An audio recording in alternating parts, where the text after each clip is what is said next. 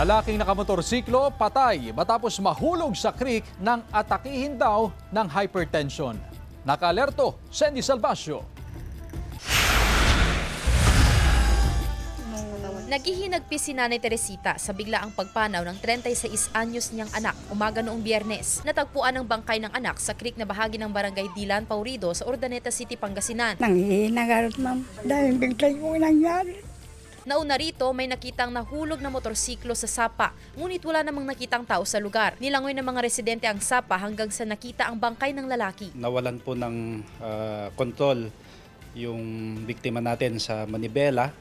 So according po doon sa mga relatives po ng victim is may hypertension po pala yung victim natin. Aminado ang ina na may iniindang sakit ang anak at sa araw na iyon, kahit daw hindi kondisyon ang katawan, pumasok pa rin sa trabaho bilang porter sa palengke. Oo, dahil minsan pangalawang beses na high blood. Napacheck up namin, ayaw naman. Saka sinasabi niya sa amin, madam, na masakit daw dito sa dibdib niya. Tiniyak ng pulisya na walang foul play sa insidente.